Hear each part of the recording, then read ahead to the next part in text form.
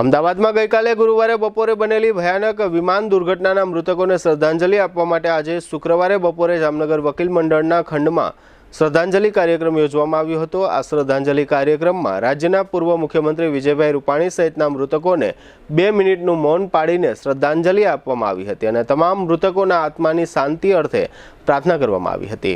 શ્રદ્ધાંજલિના આ કાર્યક્રમમાં વકીલ મંડળના હોદ્દેદારો તથા સભ્યો મોટી સંખ્યામાં હાજર રહ્યા હતા। આ તકે વકીલ મંડળના પ્રમુખ ભરત સુવાએ આપેલી ટૂંકી વિગતો પ્રસ્તુત છે।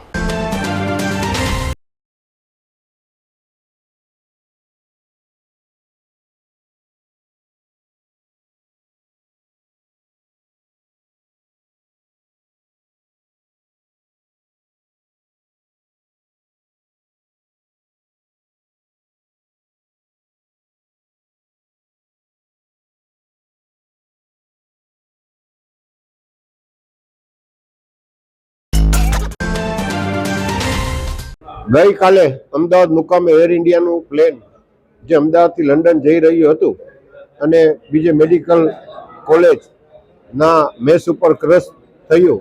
આ જે દુર્ઘટના બની જે ખરેખર બહુ ગંભીર દુર્ઘટના છે અને તે દુર્ઘટનામાં અનેક નામી અનામી 300 જેટલા આપણા પરિવારના સભ્યો ગણીએ તેવા અકાળે અવસાન પામેલા છે। એમાં ગુજરાતના ભૂતપૂર્વ મુખ્યમંત્રી રૂપાણી સાહેબ પણ લંડન જઈ રહ્યા હતા સવાર થઈને, તેનું પણ આ દુર્ઘટનામાં દુઃખદ અવસાન થયેલ છે।